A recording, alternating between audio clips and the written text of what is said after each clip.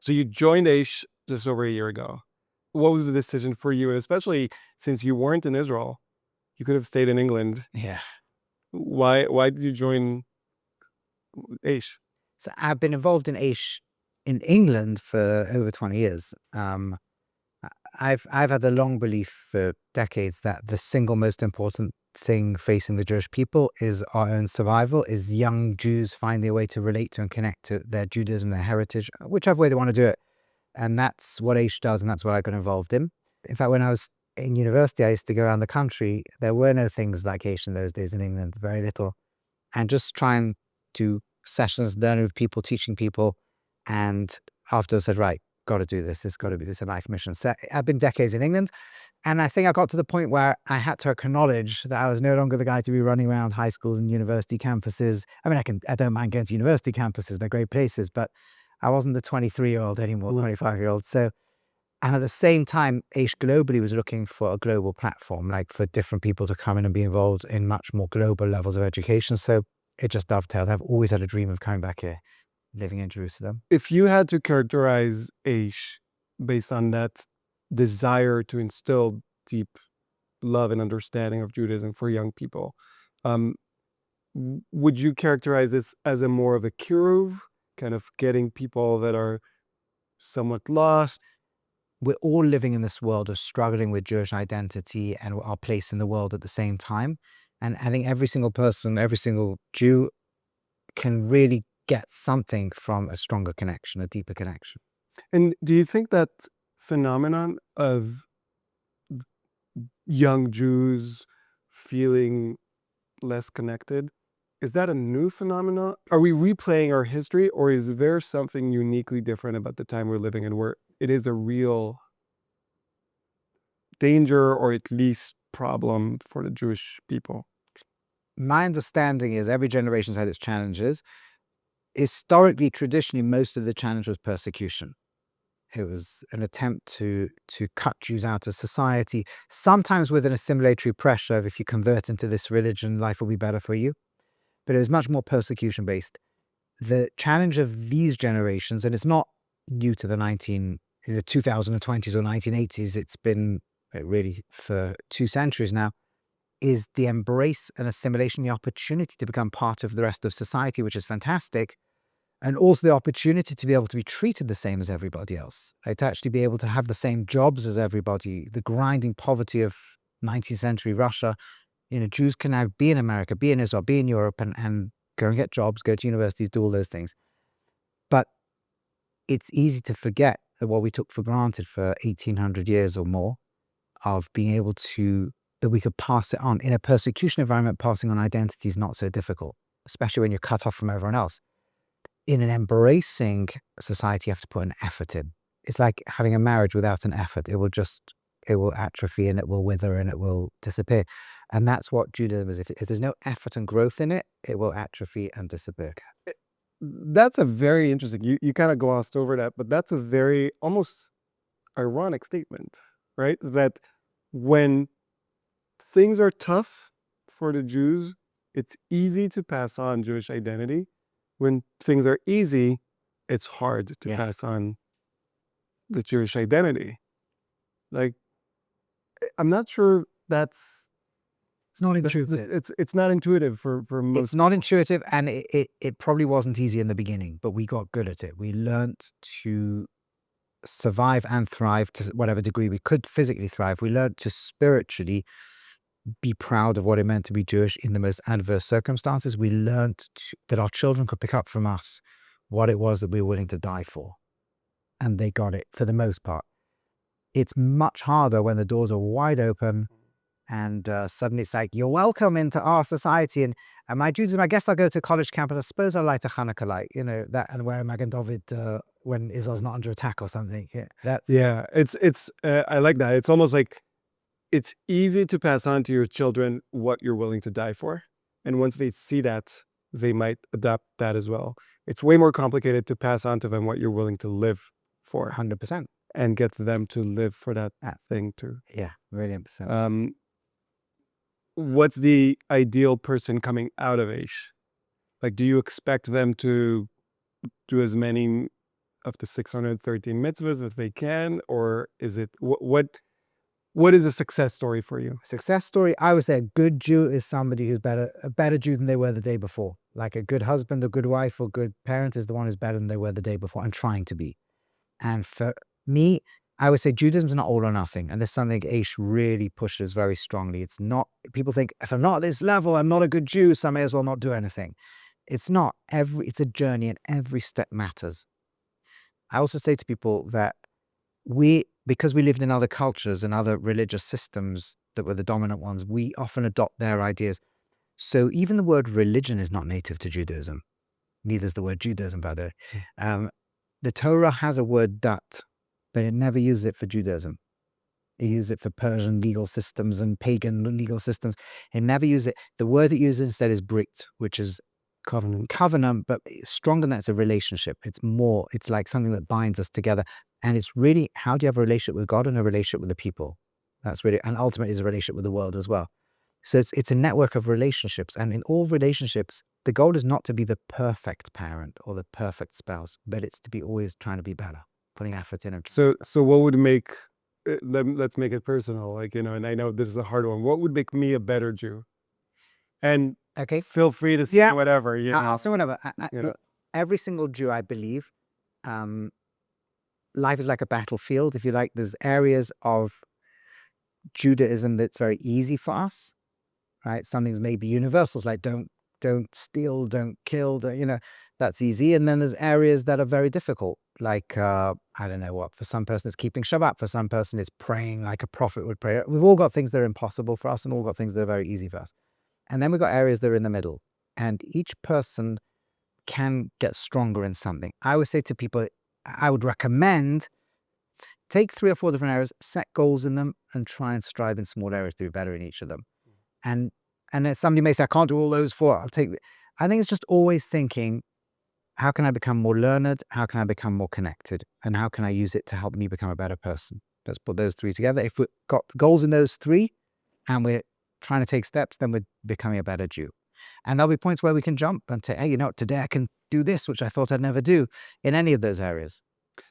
How is Aish changed or adapted to this post-October 7 world we live in, where we see these both sides of the coin, whereas some young Jews, especially in the US and Canada, but we see it all around the world, are distancing themselves away as much as they can, or think that they distance themselves. They'll find out that they can't.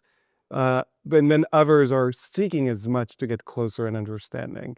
How's Aish navigated these times? Yeah, it's all these things are happening as processes that no one can really control. And I think the long-term aftershock of all this is something that we can't even currently predict. In the short term, overall, it's produced a massive boost in the numbers of Jews looking for Jewish connection. You're right. There's been some bifurcation. I think I put it like this. A Jew whose primary religion was left-wing politics. I mean, there's what a religion is, their identity, their sense of right and wrong.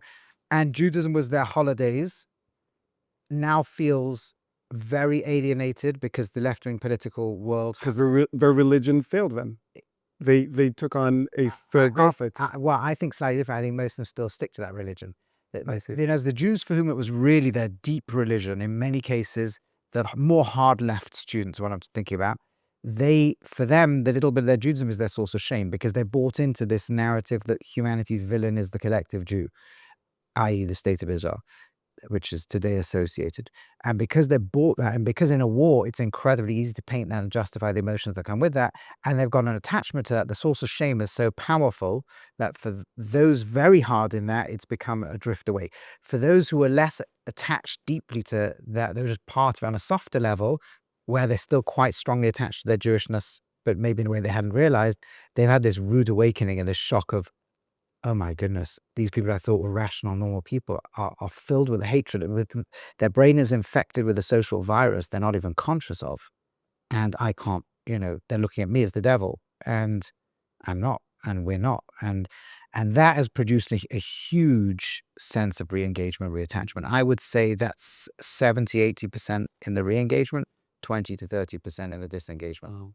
And then in the re-engagement, sorry if I'm becoming too logical, but it feels like there's two versions there, at least two, probably more. But one is the people running away from those circles where they thought they were welcome, then they found out they were not, and others that are running to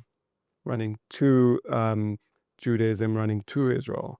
And I always, when people ask me, like, should I leave Columbia or my university, should I make Aliyah, should I do this, should I do that, I always tell them, look, don't let them kick you out of where you are. But if you want to be in Israel, if you want to be at Yeshiva University or any other Jewish university, then definitely. But don't do it because no other place will accept you. So do you have a sense here at Aish, like the younger people that come here and pass through, where they stand there? I really believe this, that most Jews have something deep inside they're not even conscious of that pulls them. I believe it's because there's a real soul and there's really God at the root of it all. You could probably give some psychological, sociological explanations as well. And I have. But I understand. And by the way, I don't think those are ever contradictions. Yeah. God can operate through sociology and psychology.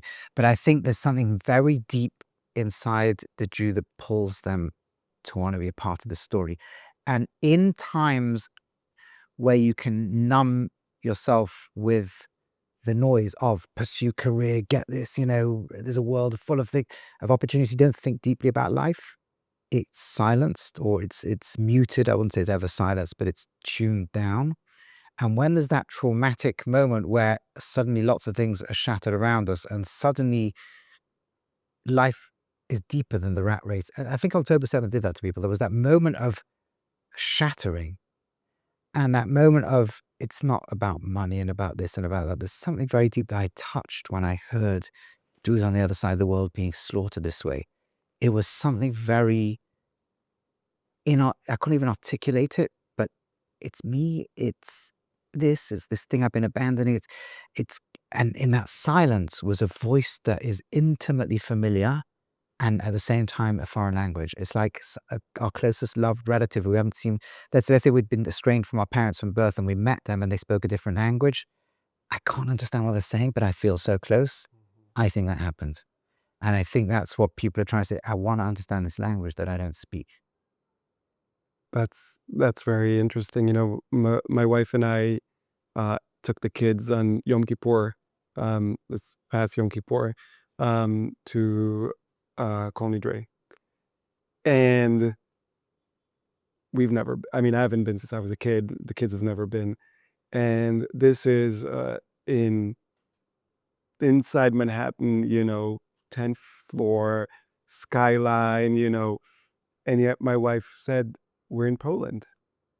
I feel like I'm in Poland. I feel like I know the Zmirot. I feel like I know the prayers, even though we don't, but because there's something has passed through the generation. Yeah. Now, some may give it a metaphysical argument. I take the socio-psychological argument, but it doesn't matter how it got passed. The fact is that the feeling got passed there. And there's something really beautiful about that. Yeah. But then a lot of people, unfortunately, a lot of Jews would see a place like Aish.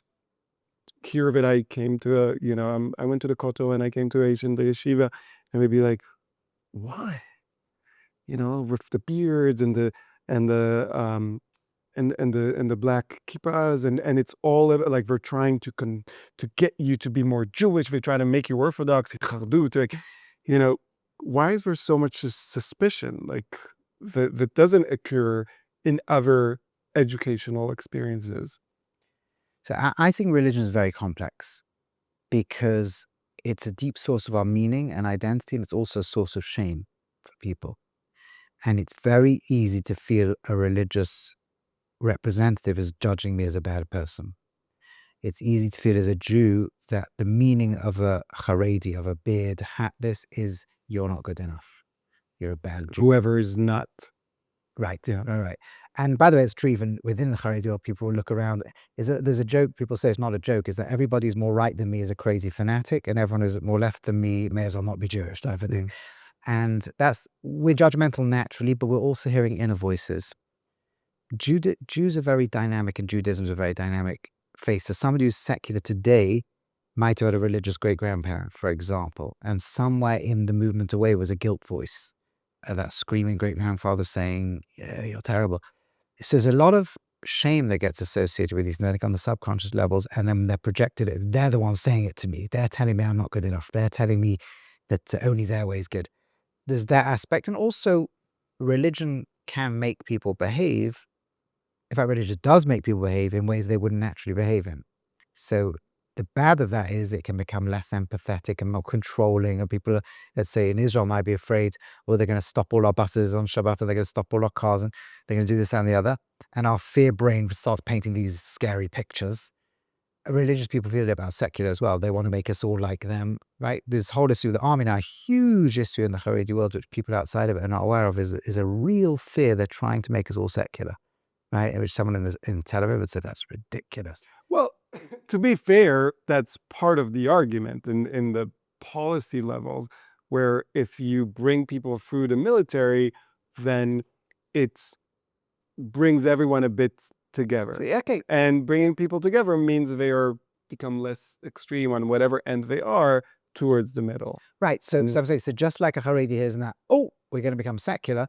So a secular Jew hears in Tel Aviv goes, oh my goodness, they're going to do this, right? Today we're going to let them have their own bus shut on Shabbat. There tomorrow they're going to be telling us that they handcuff us if we don't eat kosher only, etc. So I'm throwing that in the mix as well. But I think in general with religion, there's lots of fears and sensitivities and guilt complexes and all sorts of things that get thrown into the whole picture. So it's already a tense conversation to begin with. Yeah. But I think do you have any tricks for reducing those immediate defensive mechanisms? No, I don't have tricks. But not tricks. No. What I mean is I wish I did, because I wish we could open doors all over the place. But I think familiarity makes a big difference. Chabad has done a wonderful job of this. They look as fanatical as everybody else. But so many people have met the Chabad guy who's not that scary. Of course, every Chabad guy would love it if we were all Chabad Hasidim. Of course they would. Of course, I'd love it if you kept the whole of Torah. I'd love it if I kept the whole of Torah, right? Of course, I think it's the most incredible thing. But you get to the point where they're not threatening. I understand they want me to put tefillin on. They told me they want me to put tefillin on. Great. So I will today or I will tomorrow. It's not scary. And when I want to feel close to my Judaism, I'll go to the Chabad or I'll go to the Aish. I think people have a bit more familiarity, and the sense of, oh, my phobia about this is wrongly placed. And what I can gain from it, there is space for me to navigate my own sense of Judaism and connection with it. But these guys really are something that I can plug into. That's how I try and look at it. And I think also it's important there's some level of mutual exchange, because let's say I speak to you, so I may know more Jewish texts than you. I don't know. I'm assuming. No, you may have been to yeshiva for 20 years, but I don't know. But let's suppose that was the case. You know about cognitive psychology in the way that I don't, and you know about experiences of Judaism that I don't know. So even though there may be a one-dimensional, one exchange over here, but there's a bond that we can form and things I'm going to learn from you, and that's also something. If in every encounter there's a space for us both to grow, that I think also creates healthier environments for that. And have you noticed differences in Jewish people's reactions, especially young Jewish people's reactions, in London versus in Israel, or the groups that pass here from North America and South America and continental Europe and Australia? And every group, every single culture is different. I remember once being at a rabbinic conference of rabbis all over the world, and European rabbis and South American rabbis, and everybody was talking about how their community is the hardest community to work with for one reason or another. And I remember the funniest moment where someone got up and said, you don't know what it's like to work with Sephardi Jews. Sephardi Jews are impossible. And everyone else said, we would love to have a community full of Sephardi Jews. They're committed, they're connected. What are you talking about? And I just remember thinking, so obviously everybody's looking around going, I know what works, but but it's beautiful. Everybody's just so different. Israelis, I think, certainly Ashkenazi Israelis, that there is a more natural sense of fear about religion, probably because of politics trying to build the country together. Whereas outside of Israel, I think there's a lot more of a natural flow.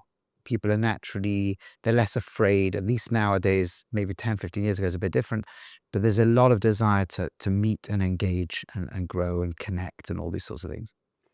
So do you have any book recommendations?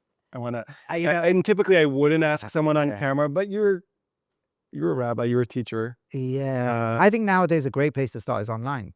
There's so many resources online. And once a person says, I've loved these types of podcasts and I love this type of learning, then I can say, well, then you're probably going to like this type of book or this type of area to study. And I always believe that as soon as a person can get into primary texts in Judaism, they're so rich and so deep. There are language barriers, there are culture barriers, there are barriers. But once they can get into them and form their own relationship with the Torah, with its texts, is just, that's the next level. Is there a specific topic that you enjoy teaching? Because I have to tell you, like, people know that I'm no longer in the university and everything that happened there, and I typically don't miss that much other than being in the classroom. And I miss that moment that every class, no matter what I would be teaching, and I would never know which student, but there would be at least one student that you realize they got it. There's that moment of understanding of like, they are now synthesizing what I've said and they are at a different place. And that's one of the most fulfilling places for an educator to be. Yeah. Is there anything like that for you, like an educative moment or a lesson? Exactly that moment. And I teach, areas I love to teach are areas where people have philosophical questions on Judaism, science and Judaism, the intersections where they do intersect. And I often teach students, we may not yet know, right? Not everything has to work out so perfectly. And also the future. I love to think that Judaism is so future oriented. And look, we've taught, I think Judaism was certainly one of the first, if not the first, to really look at history, not just as cyclical, which it does, but also as linear. It's started somewhere, it's going some. And the world's going to be different in the future. And we're looking forward. And our golden age is the future. Every civilization can tell you its golden age in the past. We've got one of the, Rabbi Sachs, you say this point, the golden age for Judaism is the future. It's always been. That's our golden age for mankind. And we've got a lot to say about that, where the world's going and what we can do with it. So yeah, I love teaching those areas. And so often you have those eye-opening moments. And with Judaism, it's very easy because so many people come loaded with misconceptions. And it's quite easy to show them inside the text where it's mistaken. And here's what it is. And they suddenly, what a profound sense of depth. Oh, it's beautiful. I understand you have a lot of thoughts about where AI will intersect with Jewish life or Jewish identity. Well, there's lots of areas. I think that people get very scared of AI, right? They're like, oh my goodness, this is going to take away all our jobs and it's going to, and it's all true. I think there's a very likely trajectory where the most likely thing I think is that half of humanity will live in cupboards and be in fantasy universes for the rest of their life because they'll be able to be intravenously fed and just live out whatever pleasures they want as long as a body can be sustained. But the other half, that sounds horrible. Yeah, I think it's horrible. I think I can see a lot of people sliding into it. Yeah, more and more the life becomes the fantasy universe and less becomes the physical universe.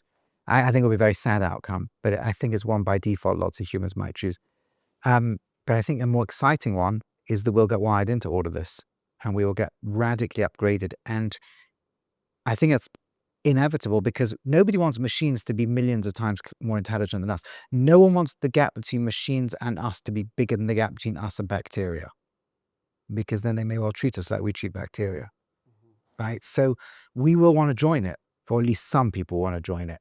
And if we do, then we will no longer be Homo sapiens.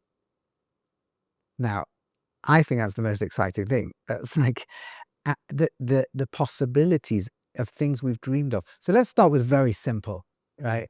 I always say to people like, what are you going to do if we can't work anymore? We've been practicing this one for thousands of years. It's called Shabbat.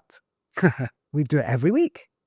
We go into the future. We call it Yom Shekulo Shabbat. There will come a day like this where you're not controlling the world anymore. It runs by itself. Now what do you live for? You see, people who've never done this before are like petrified. What would I do if I don't work?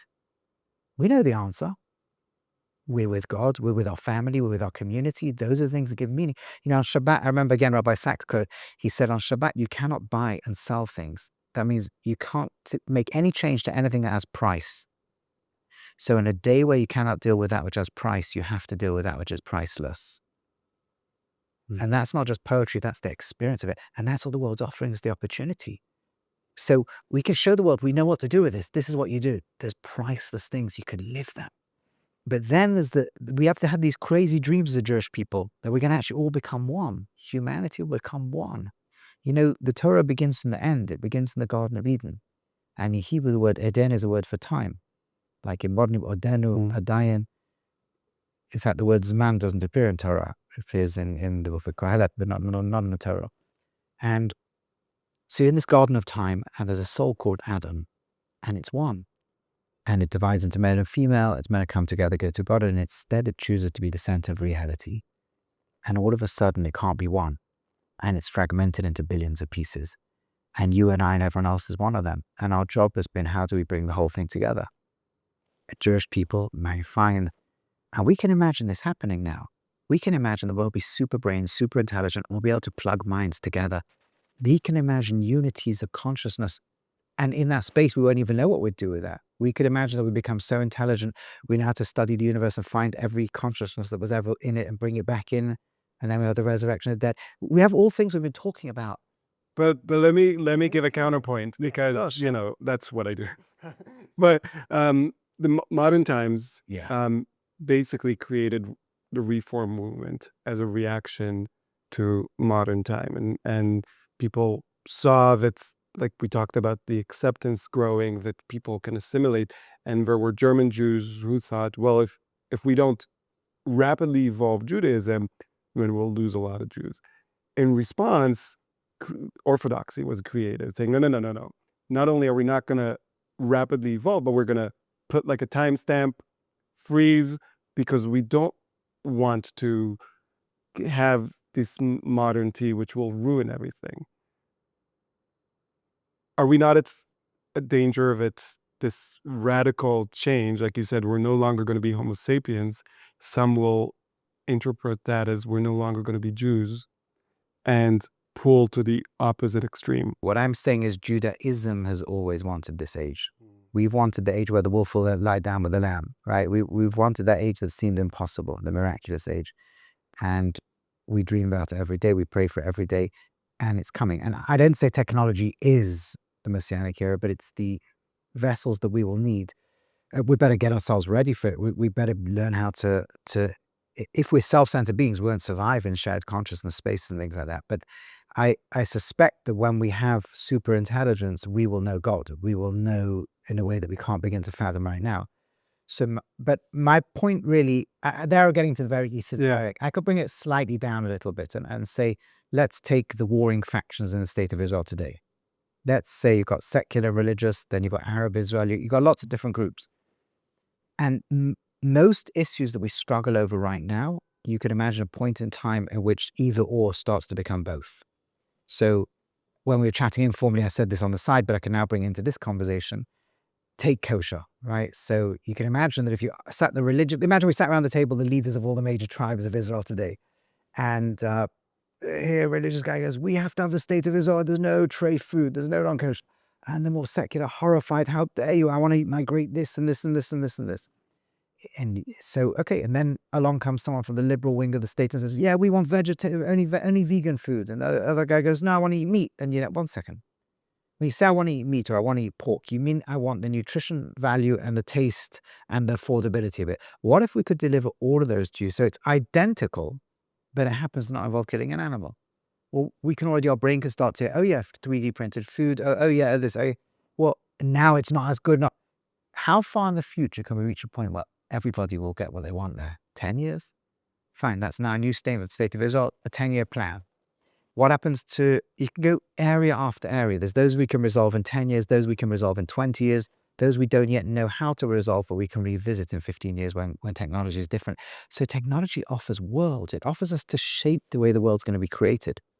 Now let's think about even more than that. But I do want to say that when you say that 10 years, 15 years, 20 years, there's a lot of people in the Jewish world and in Israel that feel like we don't have that time. We wish we would have that 20 to 50 year window to work on all those issues. we might not be around. Not you and I personally, but all of us. From which point of view you're saying we might not be around?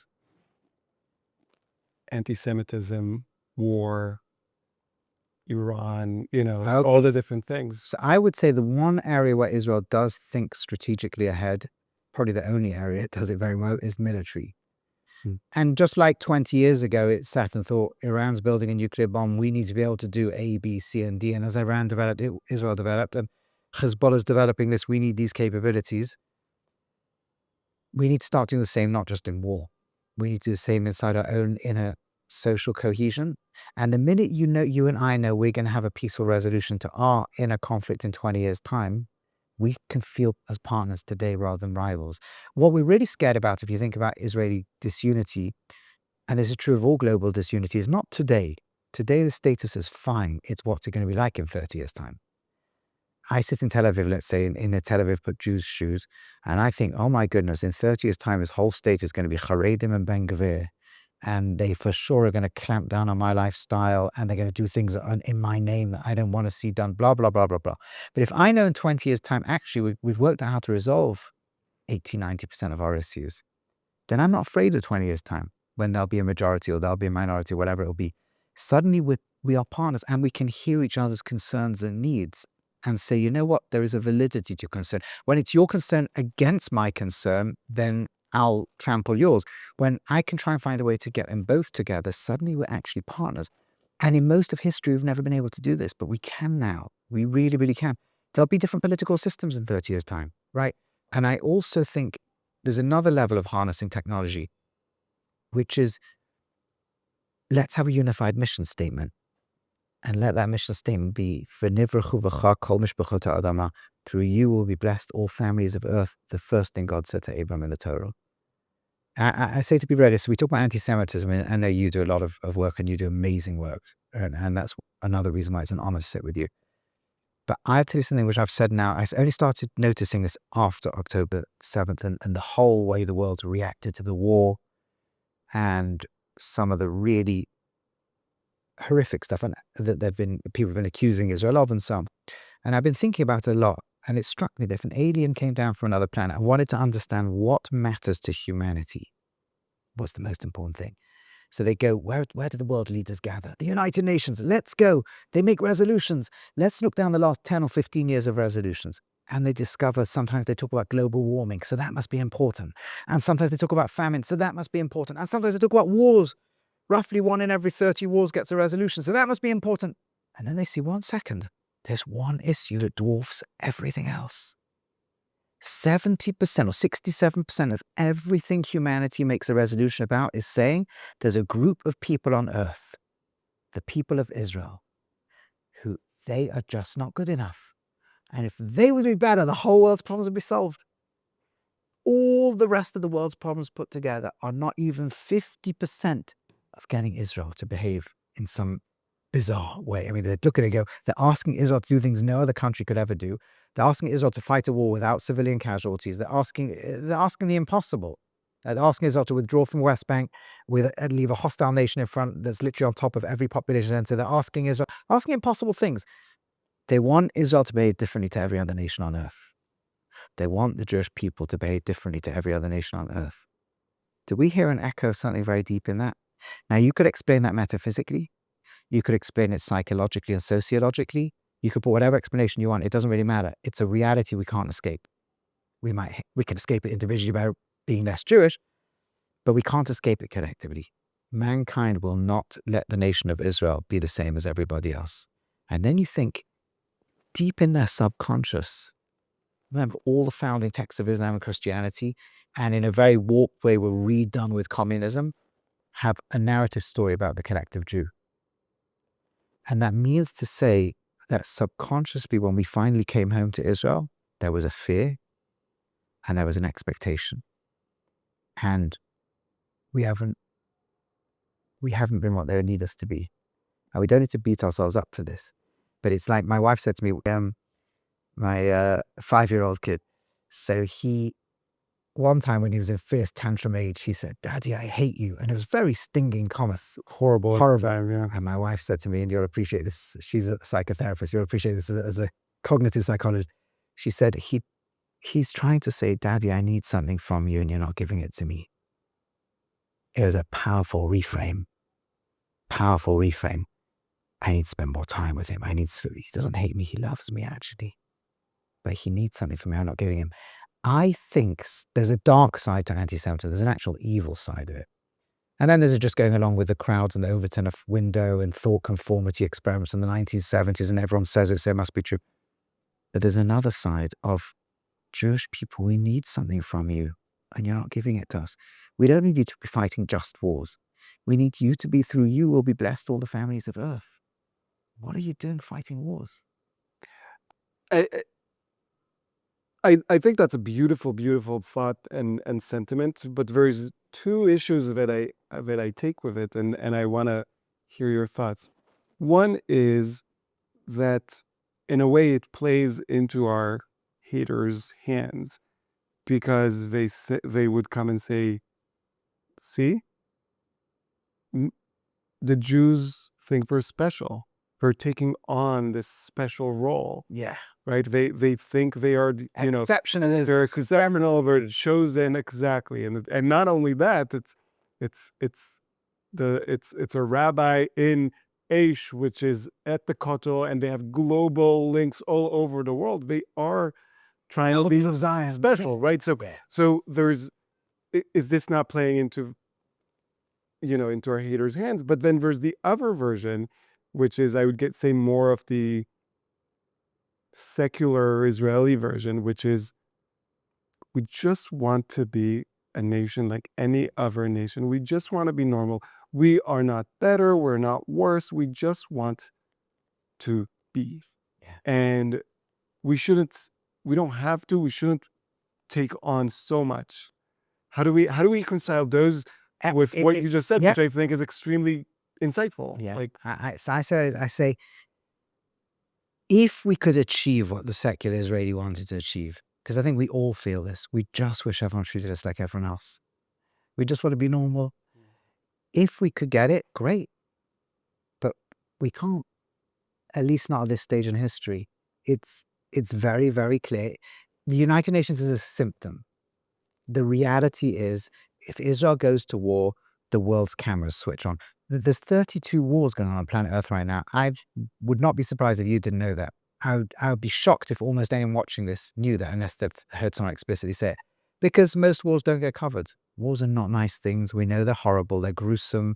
In America and Britain were busy destroying ISIS in Mosul. It took 2 years. The entire city was pulverized. 40,000 civilians died and 4,000 ISIS fighters. There's more civilians that have died in Gaza, and far less soldiers than the world knew. It's not something we're going to pay attention to. It's a horrible war. It's got to happen. We don't want to know, right?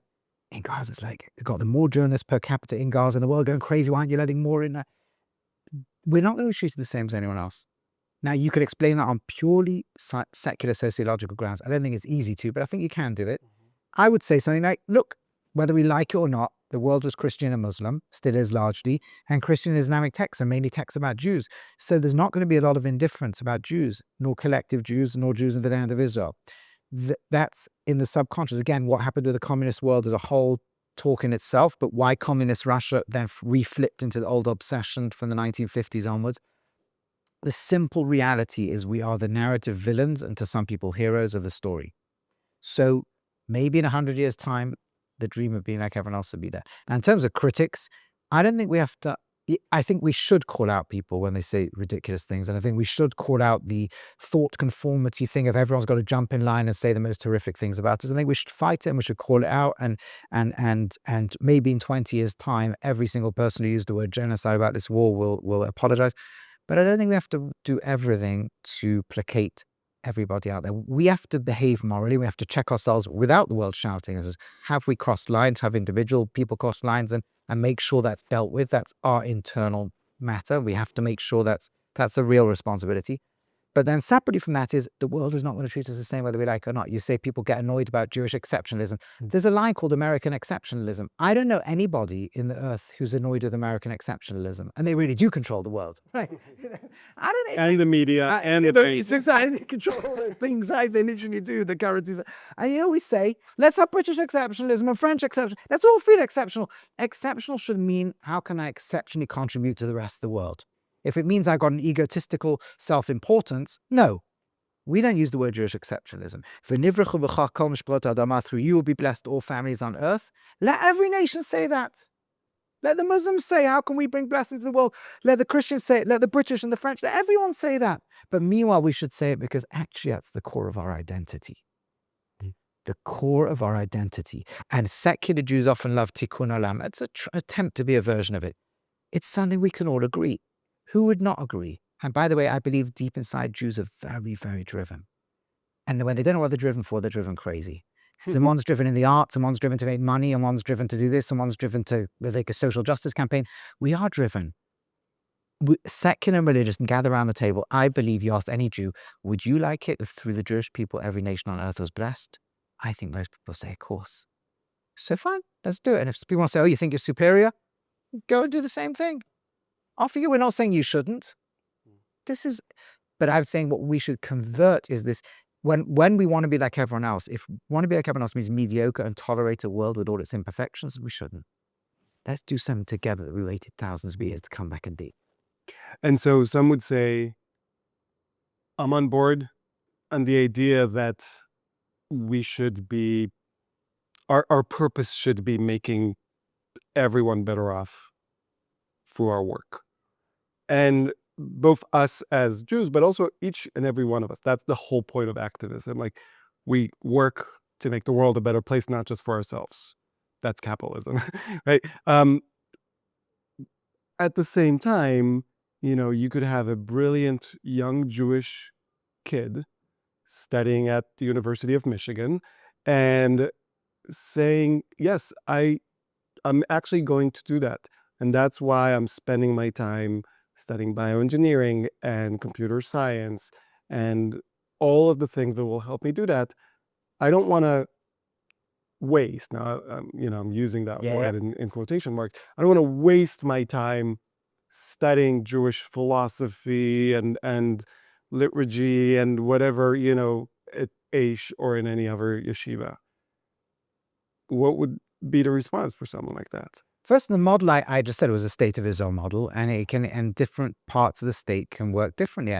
I am including a vision of high tech, for example, people who are experts in tech, thinking about how to build a future for the world in education and in health and so on. By the way, on a smaller side, I think today your capacity in a small country that's driven by where there's a lot of intelligent people who care a lot about the world to impact everywhere on earth is gigantic.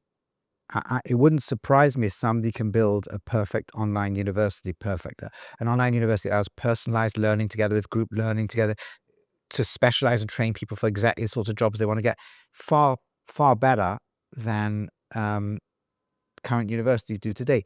So I can imagine startups and things happening that are focused on issues like health and like welfare and like, but I can also imagine areas where we start to talk about peace, and now, where would I say religion comes in? I think there's a few places for religion. One is that many of the conflicts of the world are religious. Not all, not even a majority, but many. And Judaism has a very powerful model for religion because it's the model of God can have a covenant with mankind and a unique covenant with the Jewish people. It opens the door for the possibility that I can have what's mine without taking away what's yours. I could see that you could be doing something valuable to God and you could be doing something valuable to God. And we can come together. We don't have to fight each other over everything. That's one point. But I would also then talk to that student and say, all fair, all true, but if you think there's anything valuable in the Jewish people, think how much the Torah gave the world already. Before we get into the fact it's our own heritage, and we're probably already keeping some things, and even if it's just Pesach or just Hanukkah, and want to connect more deeply, and you'd surely want that, but also Torah was revolutionary in history, again and again and again and again. We like to think all our values came from evolutionary heredity and the Greek philosophers, they didn't have our values, the values we all agree on in the world today, like every baby is born with the right to life. They didn't. Aristotle, like all cultures and civilizations around, advocates for some children to be killed for population control, disabled children to be killed. Today we're horrified by these concepts. But the Torah was the revolutionary voice of God in humanity that, via Christianity and Islam and other, spread and changed the world. The idea that every child has an education took centuries for humanity to pick up. This was something we were the only people doing till, in many cases, the 1800s or even later. The idea that you measure a society by how it treats its weakest, these are all innovations of the Torah, and the Torah has endless more in so many ways. So I would say to that person, first of all, objectively, there's something in there that if you care about the world, why not study the book that's transformed the world so many times? But also as a Jew, it's you. If you go at all to Yom Kippur service, or you do a Seder night, or you want your when somebody passed away to say Kaddish, why not understand the depth behind that? So I don't say don't go study cognitive whatever, psychology or computer science or artificial intelligence or quantum computation. Do all of them. But that doesn't also mean don't study yourself and what you really uniquely can bring, or your people is uniquely brought to the world. Right. It can help shape the way you bring to the world. And the flip side is also true. Like when you study yourself and your people and your history and your spirituality and all that, at some point you also want to add the tools, the fields that connect you to the world and to something bigger than you, not just spiritually, but humanly. I can talk for hours, but I do want to ask you one question before we end. There's a lot of talk about Jewish unity and how much we need Jewish unity, especially when we are attacked on all fronts, geographically here in Israel, but also in the diaspora. And a lot of people confuse unity with uniformity. They say they want unity, but they actually want uniformity. And when they say they want uniformity, they actually mean, I want everyone to believe like me. Yeah. Like if you tell them, my terms. right, if you tell them, okay, uniformity is great, can you change? It's like, no, everybody needs to change. What we really, and this is not just a Jewish problem, but what we really are missing is the ability to disagree, vehemently disagree, and still feel like we're one and not hate each other. Do you have any advice on that? I think two massive pieces of advice. The first is to try to see the world through the other person's eyes. And that's true of every conflict. It's true of a marital conflict. It's true of families falling apart, communities, nations. Almost nobody wakes up in the morning and says, I'd like to be evil today. And to us, they seem like very scary groups or very terrifying groups or very evil groups. Most people in the world, if you look to the world through their eyes, it would look really, really different. We like to measure what people do to us by how it makes us feel, how much pain it generates or how much fear, how we project onto their malice in proportion. From their eyes, the world looks completely different. We're probably the one threatening them or hurting them. And if we can do that exercise, it helps us not to agree, but to at least understand there's another perspective here. That's point number one. Point number two is in the Torah itself, there's two words for tribe, shevet and mater. And interestingly enough, mater. Interestingly enough, they are both words for a stick. There was a rabbi used to teach in the old city called Rabbi Weinberg who pointed this out once. Right. And Moshe's mater, exactly. So now, interestingly enough, in English, you got the same process, same thing. You got club, which is also a stick and a group, and staff, which is also a stick and a group. And fascinatingly enough, they correlate. The word shevet, which is like club, or in Tanakh, it can be something you hit someone with or stab someone with. It's a weapon, like the word club. And what it produces is shevet, an exclusive group. Me and not you. That's disunity. A mater is totally different. You use the stick like a staff. You lean on it. And a staff is a people who separate themselves from everyone else in order to give something to them. And towards the end of the book of Bamidbar, the book in the desert of the Torah, Moshe Rabbeinu stops using the word shevet and uses the word mater. In other words, yes, you're tribes, and each one of you has something that makes you very, very different to everyone else. We're not looking for uniformity. Be distinct. but be distinct like an organ in the body so that you can give something to everyone else that no one else can. And when we start to ask ourselves a question, not how can I make the states that our group has got its rights protected, what can our group do that can offer everybody else something special? And I think if we could all sit around the table, again, let's take Israel, and each group, each political or social group say, first of all, how can I see the world through the other one's eyes?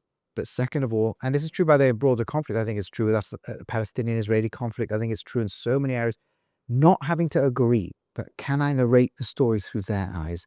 And then, Sony's talk internally as a people wanting unity, be different factions, be different groups, but how can my group give something to everybody else? That's the question we need to ask. I love that. I would add a third thing, which is ask yourself, what have other groups contributed to my group?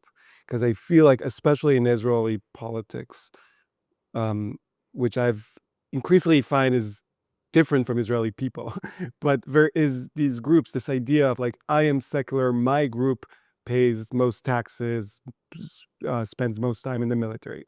Then the Haredi group would say, my group prays for the land of Israel, and then the settlers would say, we are the ones like in the forefront of like, and we're all like focusing on how they contribute to the whole.